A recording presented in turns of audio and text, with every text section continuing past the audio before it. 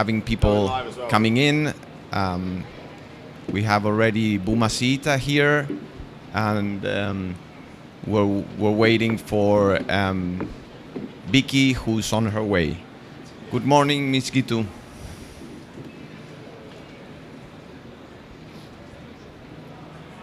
Good morning everyone. Give us a couple of minutes, I'll be right with you.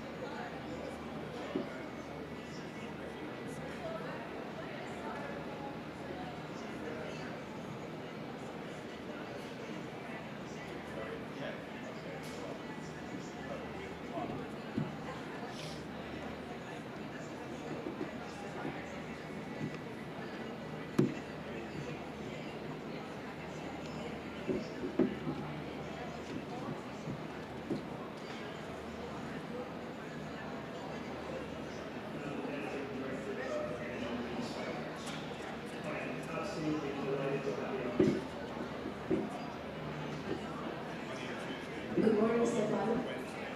It's a great honor to participate in this conference and then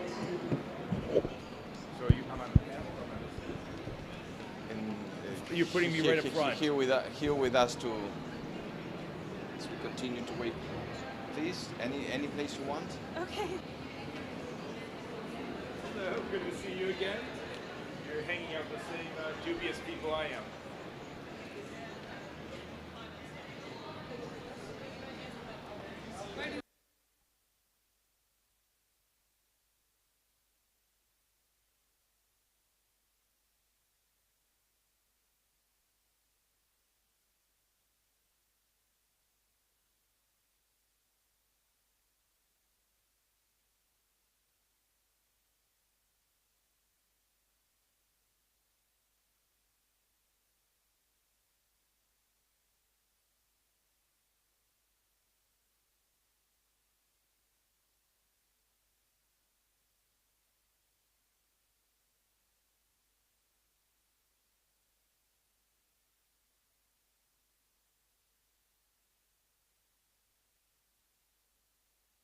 bless you, my friend. Thank you. Good morning, everyone. Good morning, Ms. Gitu. Good morning, Majun.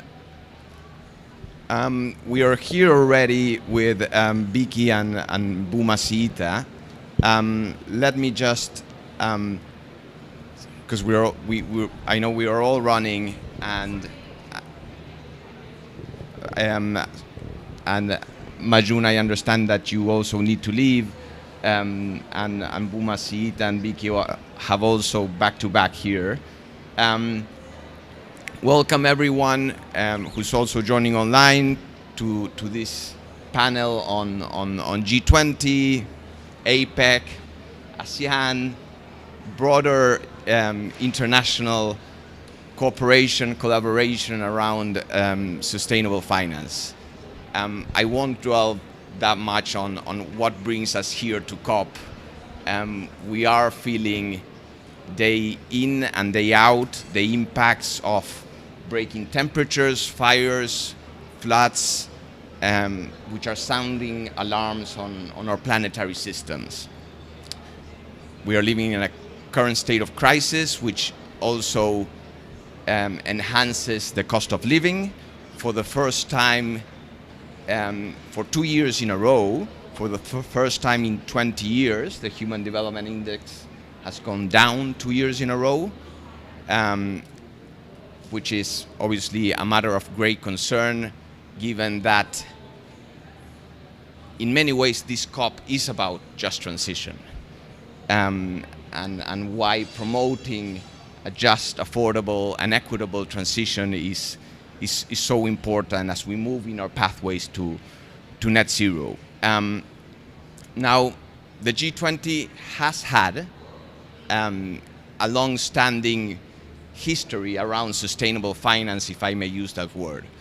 Firstly, aligned with the MDGs, with the Millennium Development Goals, mostly around traditional forms of development finance, then switching to climate finance in 2012, with China in 2016, with the establishment of the Green Finance Study Group, which was then transformed into Sustainable Finance Study Group, recognizing the need to actually have that more encompassing view beyond just green, beyond just environmental, and looking at also the social impacts of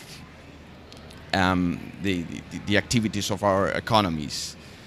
And while the share of assets, of green assets, has grown, barriers still remain. Which is why the group was reestablished in 2021, upgraded to a working group, and had its roadmap endorsed by leaders under the Italian presidency. The objective of the panel has several objectives. One is obviously to present the work that the group has done in 2022, particularly focusing on the role on transition finance and the need to ensure transparency, credibility.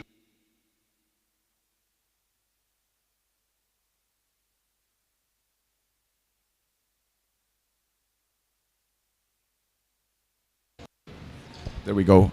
The implementation of the G20 Sustainable Finance Report recommendations, and also provide a platform to look ahead a bit on what's going to happen under India's presidency for the G20, what's going to happen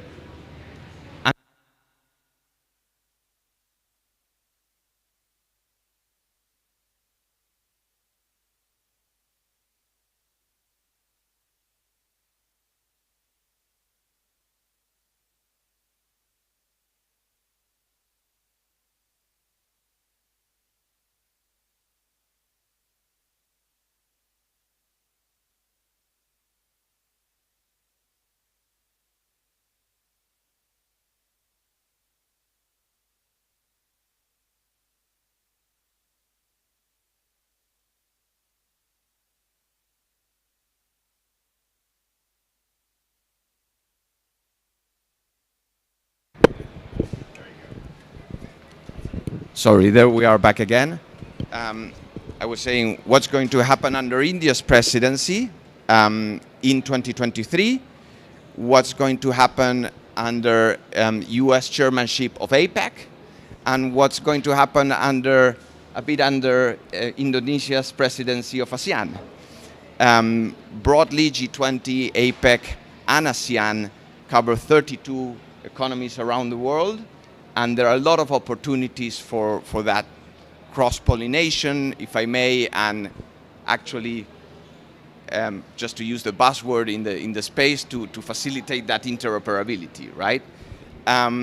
So with that, I'm going to introduce the stellar panel that we have here today. Joining us here in person, we have Dr. Victoria Gunderson, Director of the Office of Climate and Environment at the US Treasury. Oh, that's the other. That's the next pavilion. Bu Masita Cristalin, Special Advisor to the Ministry of Finance in Macroeconomic and Fiscal Policy, but also co-chair of the Finance Minister Coalition for Climate Action. And joining us online, we have Ms. Gitu Joshi, as advisor to the Deputy Advisor in the Ministry of Finance and the Department of Economic Affairs of India, and presidency for the SFWG in 2023. And Dr. Majun, advisor to the Governor of PBOC and co-chair of the Sustainable Finance Working Group. With that, I'm going to turn to you, Bu Masita, first, in this first part of the panel where we, let's say, recap this year before looking ahead. In 2021, the SFWG, broadly the G20, endorsed the Sustainable Finance Roadmap. Indonesia has built on its legacy on the roadmap to advance several topics. Can you share a bit the topics that were discussed this year? Thank you. So Indonesia presidency G20, actually we carry on the Italy presidency in actually putting a new nomenclature in the world of climate, which is transition activity and hence transition finance. In the Sustainable Finance Working Group, of course, we're talking about different stuff, including creating not just the framework of these transition activities, but also we carry on how to make financing can be scaled up at an affordable rate. If it's a private rate, there's no use of having a global coordination, right? If it's a normal private sector's financing. And then on the third one is that how do you tie in together is actually creating the right ecosystem between institution, regulatory, and hence we're also discussing a lot about policy levers and how we actually be able to implement the transition activities going forward. So I think the role of the G20 this year is very important. The US will have the APEC presidency or chairmanship next year. Indonesia is going to carry forward the same idea for our own Asian chairmanship.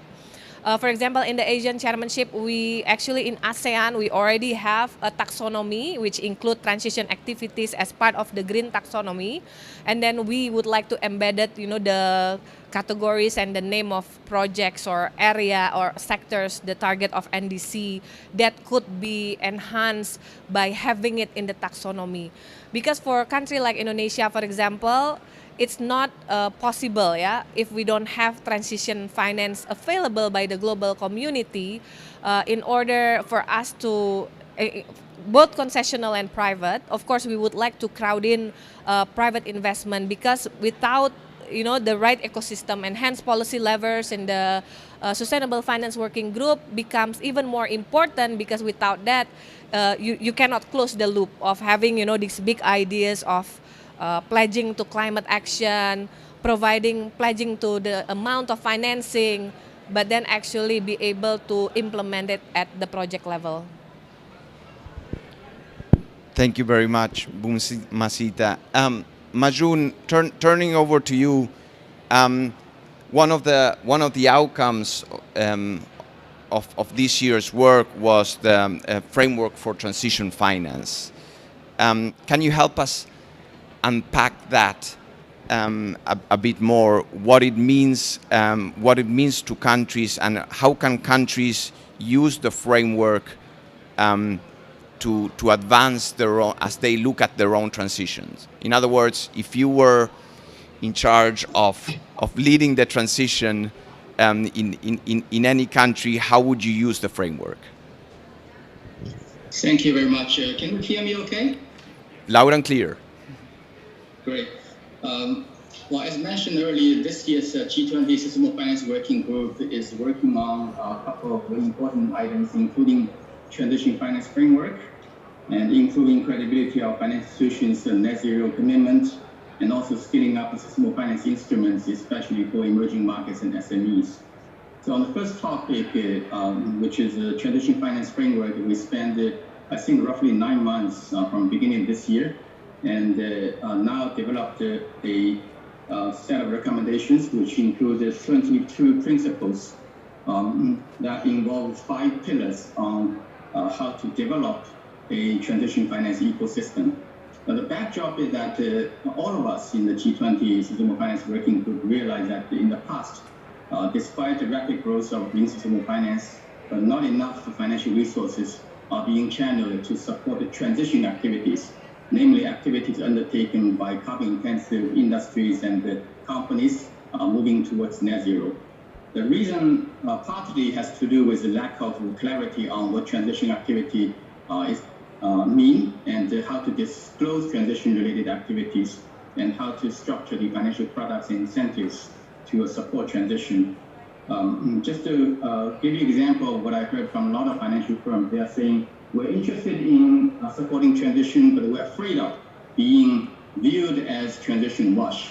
I was asking this question to actually a lot of banks, saying, hey, would you help a coal-fired power generation company to move towards net zero by transforming itself into renewable, or helping a steel company or helping a cement company, which is carbon intensive now, to move towards net zero? They said, oh, it's very difficult. And anything we do may be regarded by the market, by NGOs, by press as greenwashing or transition washing. So that's the difficulty we are facing right now. And what we did in the G20 this year is to develop the principles for 5 key elements of a transition finance framework. Number 1, how to identify transition activities.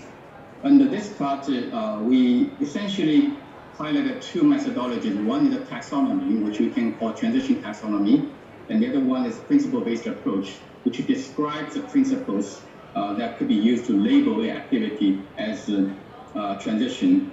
For taxonomy, I think it's relatively easy to understand.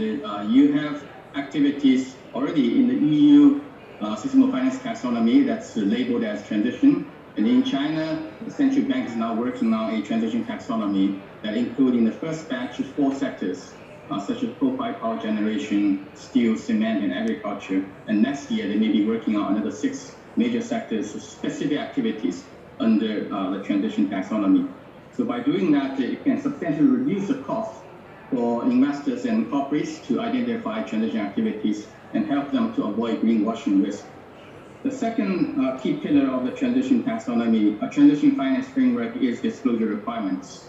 For transition activities, we are recommending disclosure of information such as transition plan of the fundraiser, such as the Scope 1 and Scope 2 emission data, and the Scope 3 data as possible, as well as governance arrangements that can ensure the transition activities are being implemented properly. On the third key pillar of the transition finance framework, we're talking about developing more instruments to help transition. Currently, what we're seeing in the market are largely debt-related instruments, sustainability-related bonds, sustainability-related linked loans, and other type of transition loans and transition bonds. But going forward, we see a lot of demands for equity type of products and risk mitigation products. So in the future, we will need a toolbox rather than just a few products. As for the fourth pillar, which is called the policy incentives, we recognize that a lot of incentives are being used for supporting green and sustainable finance activities, For example, in the case of China, we have interest subsidies, guarantees, central bank facilities that offers low-cost funding. All of these are being used for pure green activities. But going forward, we think such policy instruments should be also applied to transition activities so that we can make many of these transition activities more bankable. And finally, the last pillar is what we call assessing and mitigating negative social impact of transition activities. During the G20 discussion, there are lots of concerns on transition activities may be leading to problems such as unemployment, inflation, energy security, and so on. And some of these should be tackled by governments if, for example, the government has enough resources to provide social security to workers that are laid off during the transition process. But increasingly, we feel that that's not enough. In a lot of countries, especially in low-income emerging markets, the government, the social security system is simply not able to cover the entire social and transition costs. That's why the financial sector has to play a role in mitigating such social implications. And specifically in this pillar, we give a couple of examples on how the financial sector can play a role. For example, a financial institution supporting a company in transition can actually ask the company to develop a transition plan that involves the assessment of its transition impact on employment. Just tell us whether you're going to lay off people in your transition. And if the answer is yes, you need to answer the question of whether you have a plan to mitigate such a negative impact. For example, do you have a reskilling and retraining program for the workers? If such programs are available, are being planned and to be implemented, then the financiers have to award these companies by probably providing a slightly lower cost funding to the fundraiser. So that's a type of model that we are trying to recommend to the market so that in the future, not only the government is responsible for just transition, but also the private sector will be fully involved in facilitating just transition. As for your question on how to apply this, I think we're hoping a lot of countries and authorities will develop their own transition finance framework and taking these principles as a guide or reference. And going forward, I think not only the government, but also the private sector MDBs should play a role in building this ecosystem. For example, MDBs can probably do a few demonstration projects using these principles and materializing them in real transactions. Back to you, Marcos. Thanks, Majun. And as a quick follow-up question, you are day in and day out talking with many regulators. Where do you see the policy and regulatory pipeline building for the industry associations present here in the room? I think quite a few countries are already in the process of developing their transition taxonomies. As I said, part of the EU Sustainable Finance Taxonomy is on transition. China is developing. ASEAN has a taxonomy which includes some transition activities. Maybe I think a dozen countries or jurisdictions are in the process of developing their transition taxonomies. Some countries are going for principle-based approach like Japan, and I think many other countries will follow. And IPSF, which is the International Platform for Sustainable Finance, will also look into how to incorporate transition activities into the future version of a common ground taxonomy. And the private sector is also very active. I was just hearing from a European bank yesterday saying that they are talking to their investors, which is hugely enthusiastic in participating in transition finance. And they need to structure some of the demonstration projects to enable the regulators to make better judgment on what elements should be taken into their regulation or guidance going forward. Thanks, Majun. Vicky, I'm going to turn over to you. One of the topics this year, and I would say also in a lot of panels during COP, is the transparency, credibility, and accountability of financial sector pledges. I think that's it was one of the successes of last year's COP. With the launch of and the commitment, voluntary commitment to net zero from a lot of financial institutions. On one hand, commendable. On other hand, mainly led by developing economies and developing country financial institutions, and has also raised a lot of questions and concerns from civil society. Secretary General yesterday published, or the task force put together by the Secretary General yesterday published a report as well on the matter. U.S. brought this topic to the G20. Please tell us more about it, and obviously the recommendations that we're putting forward. Sure. Well, thank you for reading this question. Marcus, are you asking this to me, right? No, to Vicky, Majun. Okay, to Vicky, sorry, yeah. It's always a pleasure to see you kind of looming over us, Majun. We've been unfortunate in that most of our meetings have been recently in person, but we haven't had the pleasure of Majun being in person. So next time I'm hoping he sits right next to me and Marcos and Masita at the table in Gitu. But thanks so much for the topic.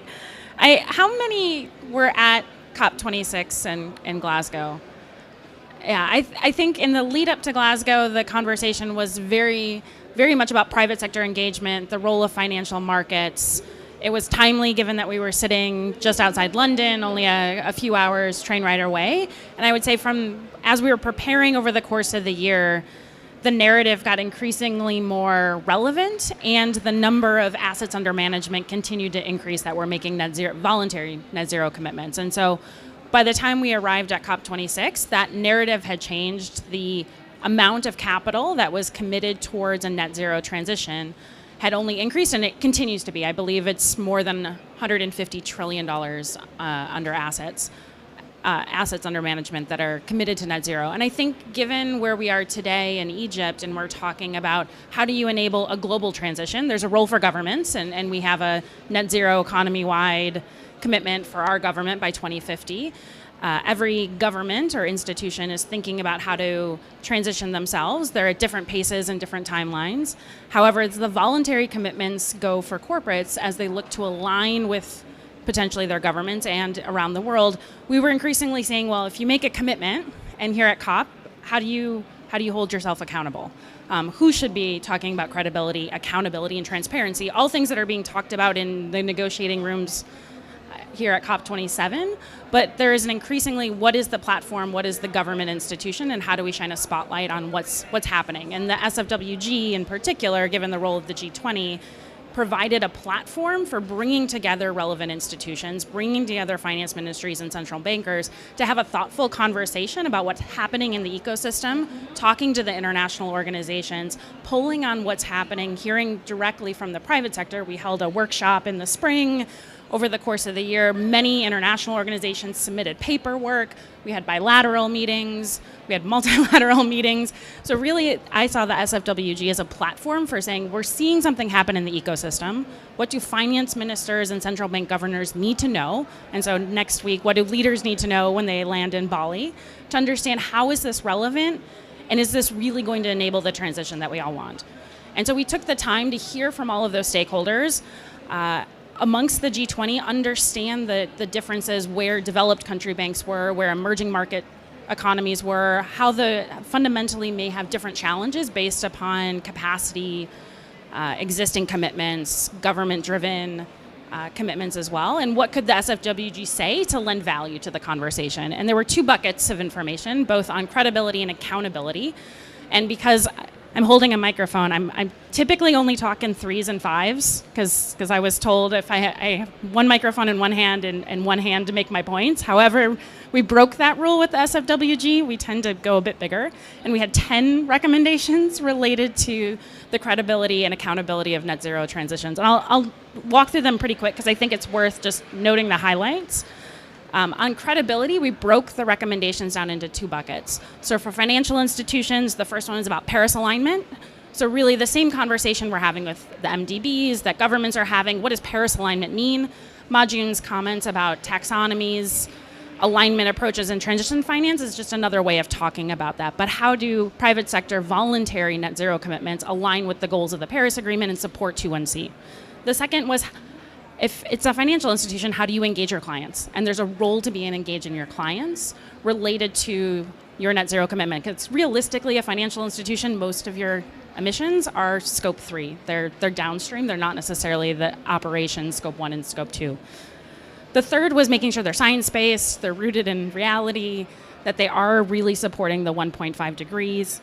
And fourth was noting that third-party verification plays a critical role, so credibility of financial institutions. Additionally, we broke the credibility down into a second bucket related to international organizations, relevant authorities, about how to engage private sector. There's a role and a place for a dialogue. There's a role for making sure that those commitments support nationally determined contributions and are playing a role in the government space. And then the sixth is really providing a platform for capacity building and technical assistance and making sure that this isn't just a developed country institution, glide path, but we're sharing across the world. On the accountability aspect, so that was credibility. On accountability, there were 4 recommendations. Metrics and information become increasingly important. Well, how do you judge? How do you understand the accountability associated? Making sure that things are reported annually and reported in an open and transparent way. 3, that things are somewhat comparable. If we're not using the same metrics, it's difficult to determine the comparability amongst institutions, and then promoting best practice sharing amongst institutions, because we all know G20 is a platform for best practice sharing and being able to facilitate that best practice sharing among the private sector. And the last is just reporting on progress. I really do think we're all trying quite hard, and we may not get it right the first time. And as technology evolves, as the world evolves, as we see more increased data, we can start to tweak and report and change and progress over time. So this is, in some ways, it's a learning by doing process, given the speed, but there is an opportunity, and we see long-term the G20 as a platform for just gut checking in. What are institutional, what are private sector doing? What are international organizations reporting on? What are we seeing as governments, central bankers, and finance ministries, and being able to feed that in so that we can inform policy making and decision making. Thank you very much, Vicky. I'm going to make a pause after our next intervention to see if there are any questions before going into the what's next. But while I leave you to think the questions, I'm going to turn over to Ms. Gitu Joshi, who is going to be on behalf of the presidency next year, leading the work of the SFWG alongside US and China. Ms. Gitu, it's great to have you here with us today. So the question for you is, we've heard from Bumasita and from Vicky, the great work that the SFWG has been doing this year. How has India, what step has been India taken to scale up transition finance and reach its climate goals?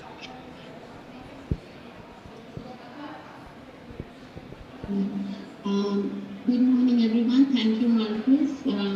Let me begin by extending my warm wishes to all the distinguished panelists, and of course, thank UNDP for organizing this very useful panel session today, which not only talks about the work which has been done in 2022 by the Indonesian presidency, but also talks about what will be the agenda of 2023 for the sustainable finance document. Here, let me begin by mentioning that we have seen significant and commendable work done by the SFWG in both the Italian and the Indonesian presidency, as just now been highlighted by my colleagues from China and US and Indonesia. The G20 Sustainable Finance Roadmap, which was finalized during the Italian presidency, is a significant milestone and has been providing guidance to all the G20 members to take the action for scaling up sustainable finance. During the Indonesian presidency, as we heard Dr. Majun, there were significant developments, and the SFWG developed a transition finance framework and also made recommendations for the credibility of financial institutional commitments and the scaling up sustainable finance. instruments from the point of view of accessibility and affordability. So in line with the recommendations of the roadmap, India, since I have to speak about our experience in implementing the SFWG recommendations, the focus will be more on what measures we have taken so far. So I'll just briefly touch upon some of these and I invite attention to the roadmap, like Action 12, which measures and manages sustainability related financial risks. The point which pertains to that, we have the Reserve Bank. A central bank is planning to conduct stress testing of climate-related risks on banks in India. And RBI has also released a discussion paper on climate risk and sustainable finance in July 2022 towards regulatory guidance and supervisory expectations on climate risk and sustainable finance. There has been a growing recognition of the significant financial and economic impacts of the environment, social and governance risks across the globe, including in India. And in this context, our financial regulator, the SEBI, the Securities and Exchange Board of India, has published a consultation paper on ESG rating providers for securities markets, which contains proposals on regulation, accreditation of ESG rating providers, and public comments on the same have been sought. Also, if you see Action 5 of the roadmap, that underscores the need to identify opportunities to promote scaling up of climate and sustainable aligned financial instruments. And again, our financial regulator, SEBI, in 2022, this year, has issued a consultation paper on green and blue bonds as a mode of sustainable finance. In fact, just recently, our minister, finance minister, has approved the sovereign green bonds framework of India, which will further strengthen India's commitments towards its NDC targets adopted under the Paris Agreement, and help in attracting global and domestic investments in eligible green projects. The proceeds generated from the issuance of such bonds will be deployed in public sector projects, which will help in reducing carbon intensity of the economy. Similarly, our finance minister did announce in the budget of 2019-20 the setting up of a social stock exchange, which is aimed at leveraging the strengths of a well-established security market to unlock private capital for social enterprises. And this we definitely think will take care of the aspect which the SFWG has recommended in terms of minimizing the negative impacts and maximizing the positive impacts, social impacts of transition. So institutions or frameworks like these will definitely help in contributing to just and equitable transition, which has been the focus of discussion in the SFWG meetings.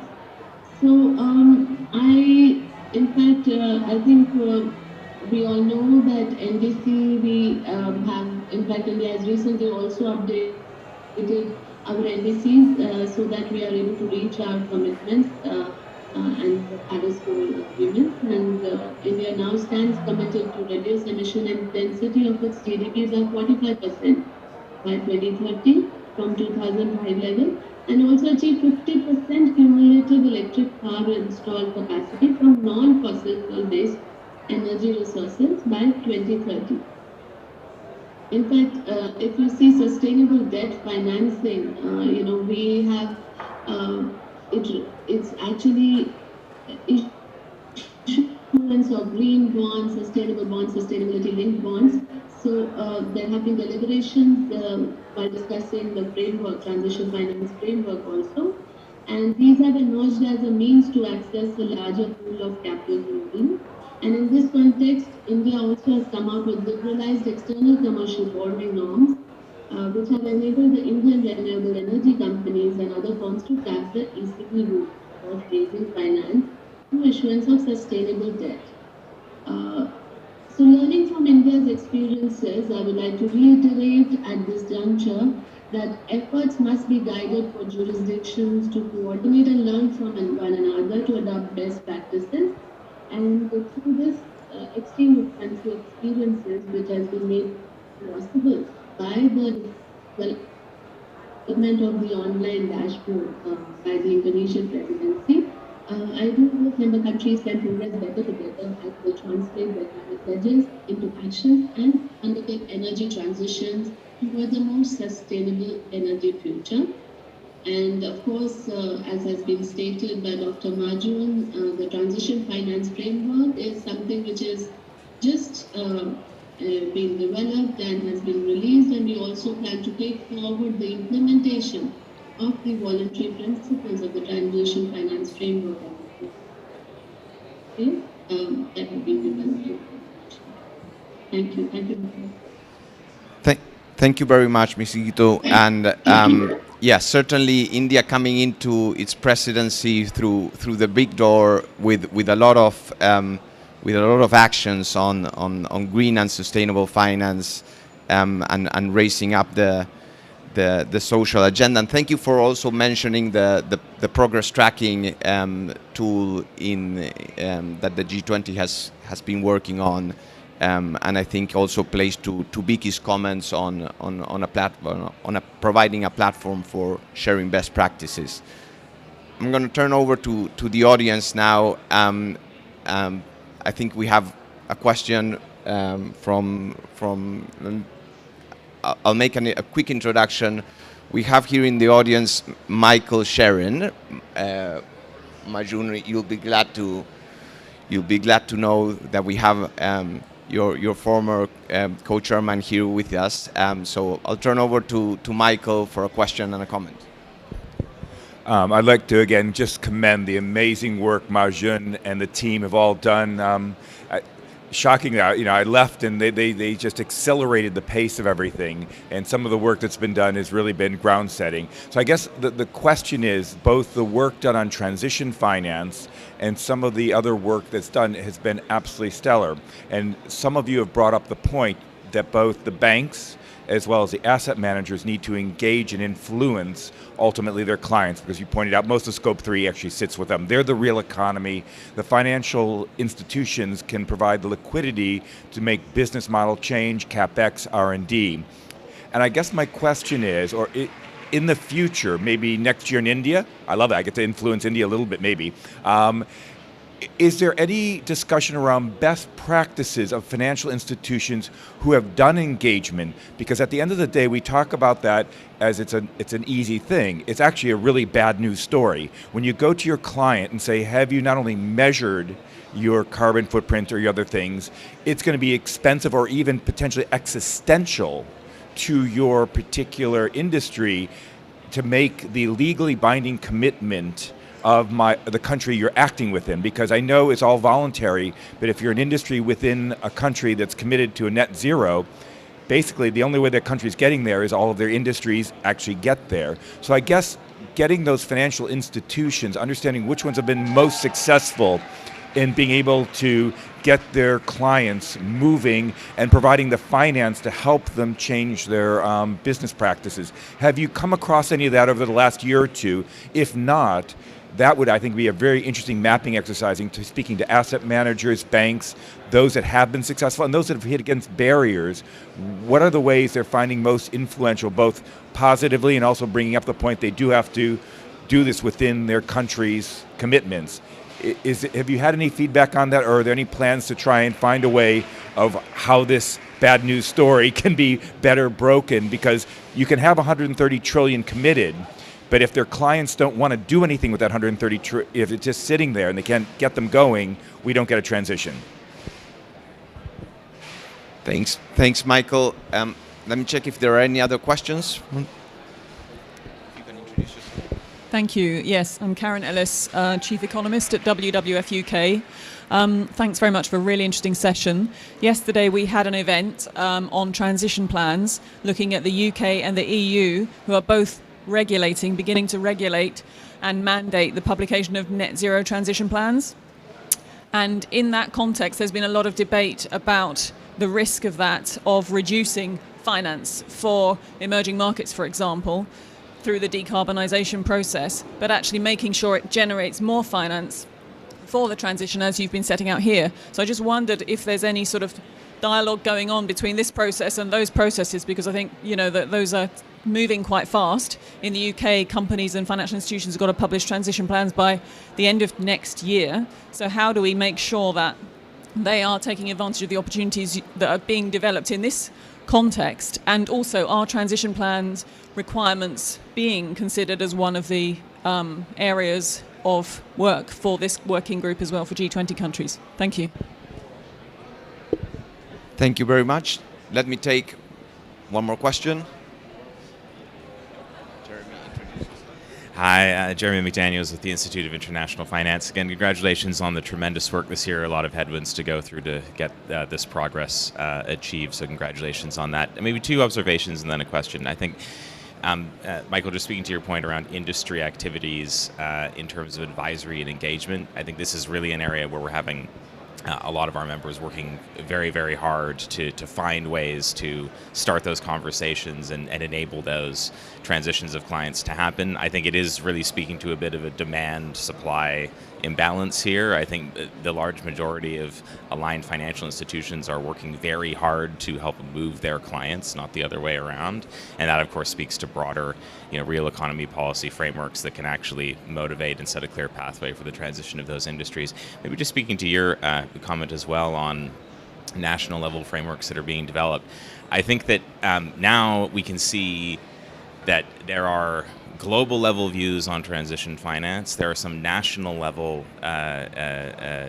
jurisdictional frameworks being put in place. And of course, these need to interact with what's already in place from the market, including what's been developed by GFAN. So we're seeing now around 6 or 7 different frameworks, all of which are directionally aligned, but actually have quite important differences in the details. And we do risk running into a really significant fragmentation issue here if we're not getting that kind of clarity around really what's aligned in terms of transition finance and definition. So it'd be great to hear, and maybe this leads into your next session, on what the SFWG's role is going to be in this going forward, and how you may seek to kind of broker greater alignment of the jurisdictional frameworks that we're seeing being developed. So thanks very much.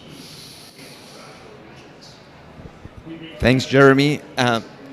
So I'll pin the question on what's maybe going forward. Majun, I know you're a bit time constrained, so I'll turn over to you first to see if you have any comments on Michael's first question and Jeremy's first comment. Sure. Maybe I address these couple of questions on transition finance, and I say a few words on emerging markets as well, which is your next question. Then I have to get off for next meeting. So I think it's a very interesting question of how to coordinate different jurisdictions' transition finance policies and frameworks so that we don't get another set of very fragmented approach around the world. But again, it's a difficult process. Looking at the green and sustainable finance policies, frameworks, and standards in the past couple of years, it's been evolving 5-6 years, and we're now beginning to see some sort of a light by looking at what the IPSF is doing. The IPSF has developed this taxonomy working group, which I also had the honor to co-chair, and has worked out a common ground taxonomy to a set of definition of green sustainable finance activities that's recognized both by China and EU. But still, that's only pure green activities, such as renewables and electric vehicles and so on. We have not included the transition activities into the common ground taxonomy yet. I think in the next 5 years, we might be looking at something like that, a more internationally aligned version of transition taxonomy. But it's too early to talk about an international consistent set of taxonomy for transition, because most of the countries and jurisdictions are just beginning to look into their own definition of transition. So I think in the next couple of years, maybe 1 or 2 years, it's important to have a definition. Then we'll gradually move towards consistency, interoperability of such definition on transition. Because without a definition of transition, we are simply unable to raise money most of the financial institutions will be afraid of being accused of greenwashing. So that's the first immediate task of telling something. Then at the same time, we'll be working towards some sort of interoperability. Now, on Michael's question on engagement, I think it's interesting. We learned a lot from OECD country practice, including from the UK under the China-UK Green Finance Task Force. We set up this ESG Leaders Forum, under which engagement is a very important topic. In fact, right before this conversation, I was having a discussion with my colleagues of setting up an engagement platform in China, involving institutional investors and also listed companies to begin to talk about how investors can help developing transition plans, applying SBTI type of methodology, and developing ways to measure Scope 1, Scope 2, and even Scope 3 emissions. I think this is unfolding in places like China. But Marcos, if you allow me to, just 1 or 2 minutes, the next question you'll be asking me, which is scaling up the sustainable financing instruments for emerging markets and SMEs. This is one of the 3 topics of this year's Sustainable Finance Working Group. My view is that we need to focus increasingly on the de-risking facilities. This has been raised many times in the working group, and we're seeing MDBs doing a lot of blended financing attempts, but still the scale is way too small relative to the demand. And the current constraints include the lack of enough funding for de-risking facilities, lack of expertise, and what we need to do is to explore options to develop something what I would call a green MIGA. You all know that under MIGA, there are operations of guarantee projects against political risk for low-income countries. But we need something like that for green sustainability in emerging markets on a much larger scale going forward. And I'm really hoping that this could be a topic for the next G20 Sustainable Finance annual discussion under the Indian presidency. Thank you very much. Back to you, Marcos.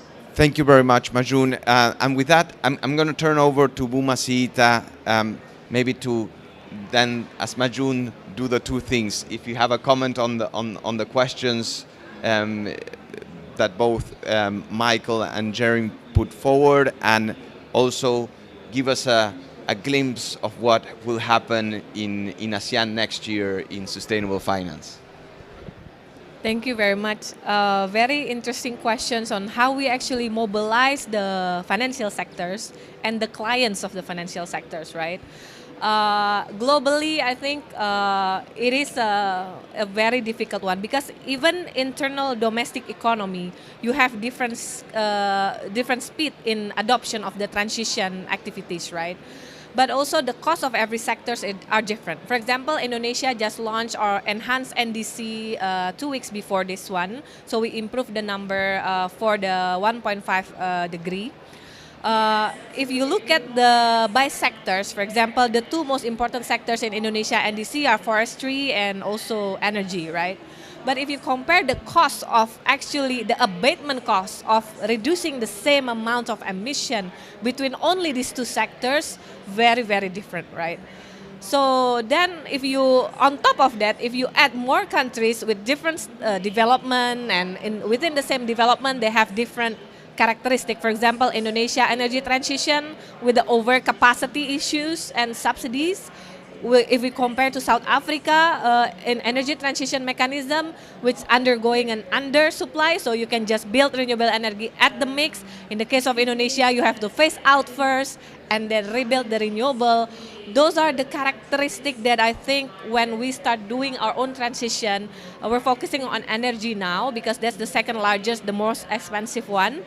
Then you end up with this type of questions, right? On the other side, you also have these issues of the not readiness of having a compulsory market in terms of emission, right?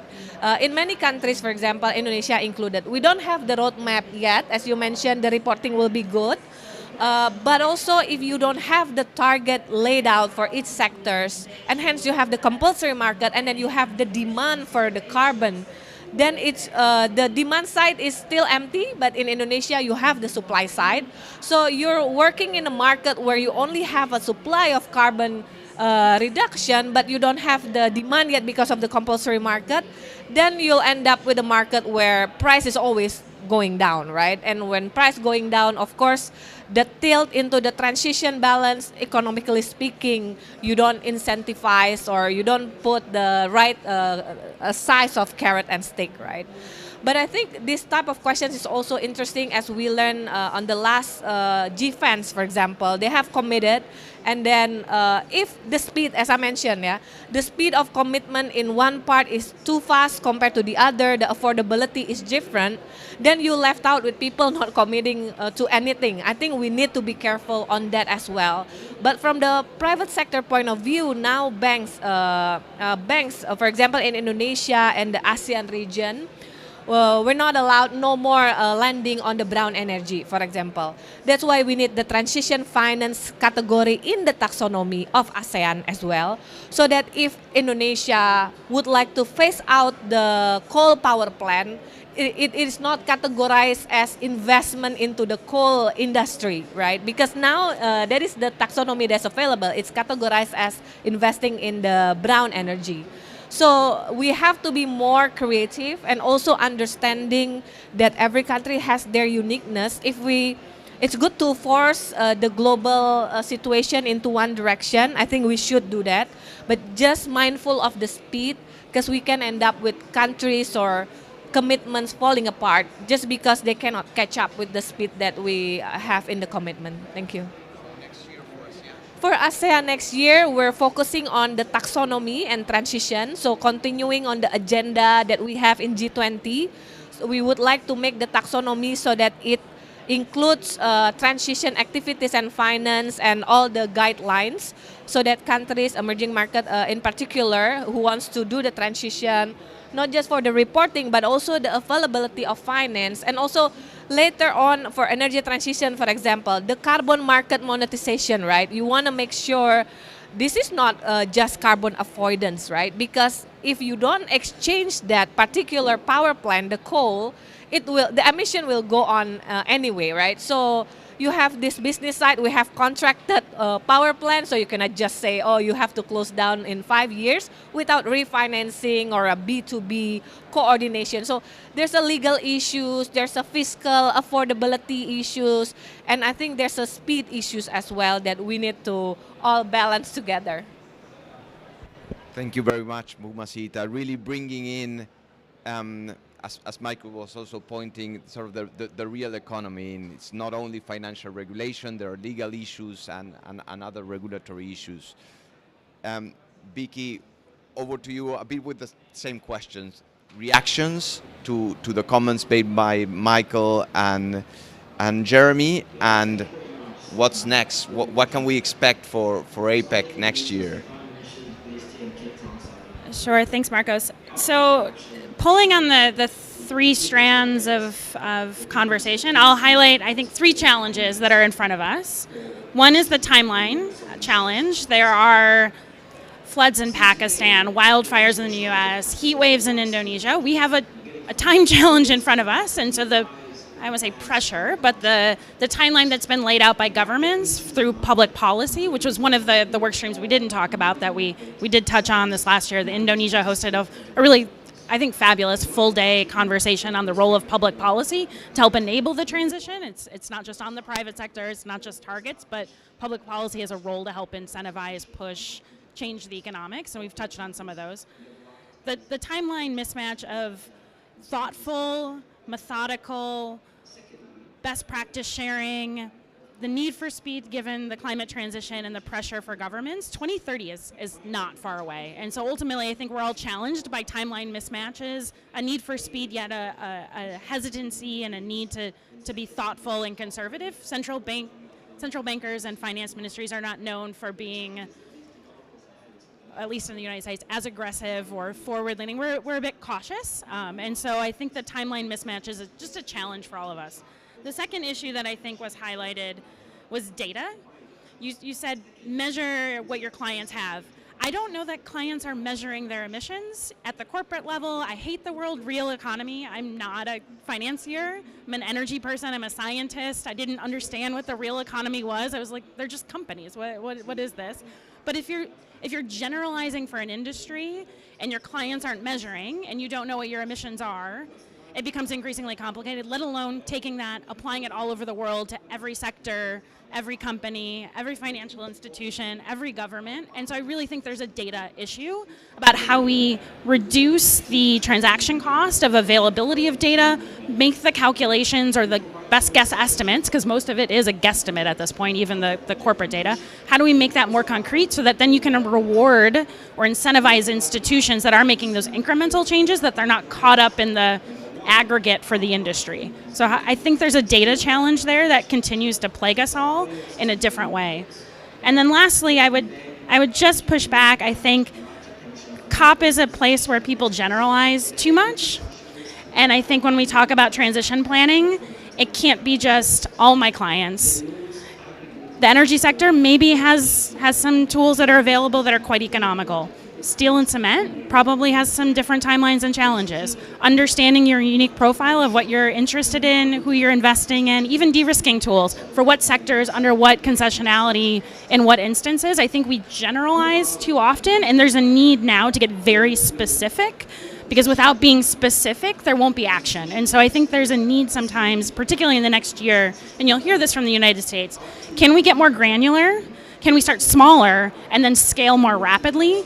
Because right now, all of the conversations are so general that we're just caught up in the big picture, and we're not showing, demonstrating, piloting at a rapid scale. So I would just encourage, I think, as we're open to and we're thinking about how do we tackle particular sectors, how can the SFWG take the 19 action items under 5 focal points with almost 40 recommendations this year and take those big general statements and now get very nuanced and very specific so that we can see real action, because we have enough big picture, but I think real tangible concrete outputs are going to be important, and that's going to be a push for us, I think, and an emphasis in all of our multilateral platforms, whether it's the G20, APEC, the coalition, there's a lot of them. I can't keep up. G7, I can't keep up anymore. I have many meetings. And so to your point about APEC, sustainable finance is one of our priorities, and the last year we started a Champions Initiative focused on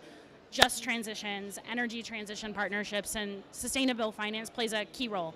We see, I think, a need to take things that are happening in the G20, bring them to APEC, hear that feedback, and then bring that feedback back to the G20. There are a wide range of governments that don't participate in all of them. The US is fortunate or unfortunate to participate in many of them. And I find hearing what's happening in the coalition, hearing what's happening in APEC, taking that learning back to the G20 and then actually taking the G20 back to those other forums has been really important for us, so that those reports don't just sit on a shelf, but they're being socialized and implemented across the platforms. And so we're still developing our 2023 agenda. I told the team we had to get through COP first.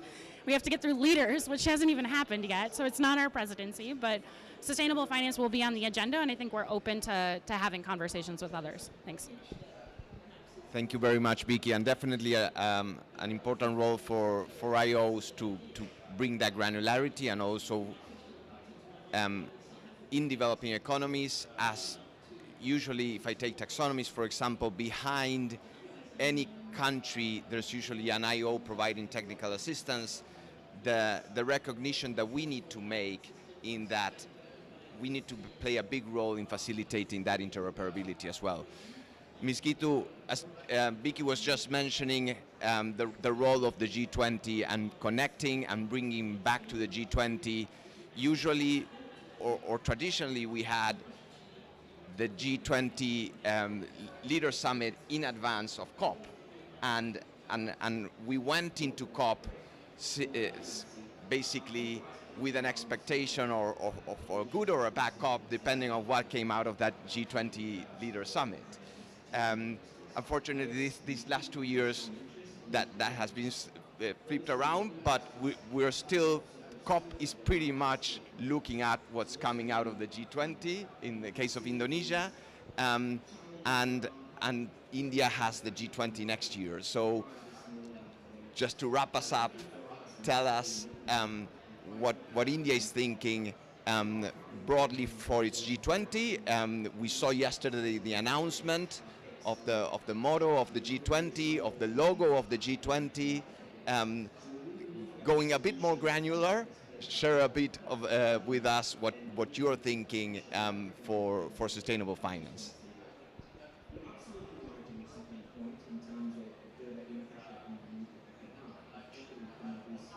Yes, thank you, Marcos.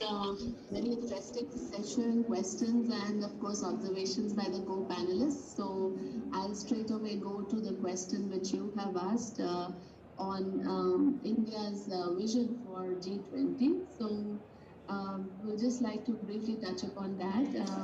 That as India assumes the G20 presidency in 2023, our vision is to seek just and equitable growth for all as we navigate through these turbulent times in a sustainable, holistic, responsible, and inclusive manner.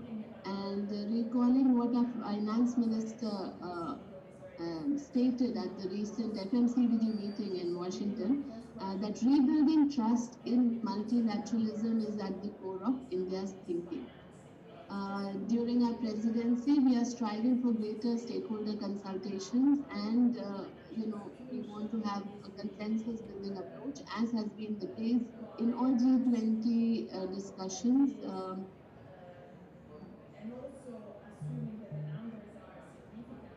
And we also wish to ensure that this presidency, yes, as a lot of people here have observed, as well as the questions raised, to point out to the fact that implementation of recommendations, the principles, is something which we need to take forward. The theme for our presidency, launched by our Honorable Prime Minister, as you mentioned, Marcos, earlier this week, the theme is One Earth, One Family, One Future. And yes, we have also have the logo in place. So we wish to work very closely on this theme throughout the presidency. And the overall G20 outlook, if you say that, we could briefly, I would like to just touch upon some of the issues which we will, deliberate during India's presidency. These include reforming the international financial institutions to prepare them to meet the challenges of the 21st century, keeping the momentum on with respect to the discussions on the capital adequacy frameworks, options for climate finance, financing for building sustainable, inclusive and resilient urban infrastructure, strengthening macroeconomic coordination, developing a global coordinated approach to the regulation of crypto assets. These are some of the broad areas of focus during the G20 presidency. However, coming to SFWG, as we have already we have already briefed the SFWG members, the working group in the last meeting in Indonesia, while the priorities are yet to be formed, and we are in consultation with the co-chairs, and we will be finalizing the same. However, again, to briefly touch upon some of the ideas which we have, the preliminary working which is on, I will just briefly again mention a few issues. The first is that we'd like to focus on raising adequate financial resources for climate action. And as we all know, with most significant economies having set ambitious net zero targets, climate action requires substantial enhancement of financial flows, especially in developing economies. The transition towards a low carbon economy also poses additional risks of losing competitiveness, sluggish growth, and developmental losses. And finance, of course, will be vital to address these issues to enable the transition to sustainability. Thus, the criticality of finance as grants or at concessional terms from multiple sources cannot be overemphasized in the context of developing countries and emerging market economies. The mobilization of financial resources is thus proposed to be one of the central themes that would drive discussion on the instruments that would be required for mobilization. In addition, of course, we all know there is a significant interaction of finance with technology, and the latter being a distinctive enabler for appropriate climate action. Therefore, innovative financial solutions are required for de-risking of projects, for deployment of early stage climate technologies, as has been emphasized by our colleagues from US, and improving access to technology. All these issues also need to be deliberated upon when discussing finances for climate action. There is also a need to discuss on public policy and regulatory levers, as they can play a critical role in nudging production and consumption behavior to be more sustainable.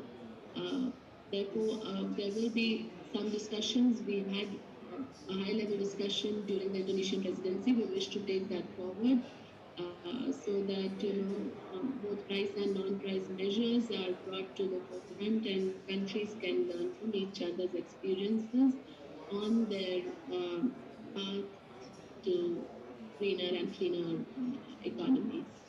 Another area which we would like to deliberate upon is enabling finance for the sustainable development goals. Again, this is very much required because the financing gaps to achieve the SDGs and the Agenda 2030 is very huge. We would like to discuss the instruments and the ways in which we can we can help attracting more capital and private capital into some of the sectors which help in achieving SDGs. That would be a theme for discussion, an area for discussion. And lastly, capacity building of the ecosystem is very important, and many technical assistance programs are required which are accessible, effective and scalable to achieve both UN 2030 agenda as well as the Paris Agreement. This also complements some of the questions which have been asked during the panel session, which say that, there are transition finance plans, and how do we ensure that the finance framework, the transition finance frameworks which have come in place are taken into account. So capacity building and technical assistance programs will help in delivering all those implementation aspects of the SFWG recommendations. So whatever has been recommended in the previous presidencies and going forward can form a part of the technical assistance plan, and that could help all the countries going forward in implementing the SFWG recommendation. And to conclude, I'll just say that keeping up with the spirit of international economic cooperation, we are hopeful that together we all will be able to achieve meaningful progress and deliver outcome-oriented and actionable outputs to promote the transition towards greener, more resilient, inclusive societies and economies. Thank you. Thank you very much, Ms. Gitu. And just for your information, I know you cannot see us, but here in the room we also have Germany and Italy, who are receiving with great interest your comments. And I'm certainly, if I may, from the expression in the faces, looking forward to continue the work. I'm going to close the panel now. I know Bumasita needs to run to the next meeting. Vicky as well. Ms. Gitu, thank you very much for joining us today. We obviously look forward to continue working with you, with the U.S. Treasury. We thank Indonesia very much the opportunity for allowing us support the presidency and continue carrying the conversation forward during ASEAN, and Vicky with you in IPEF. Thank you very much. And thank you very much to everyone. Thank you.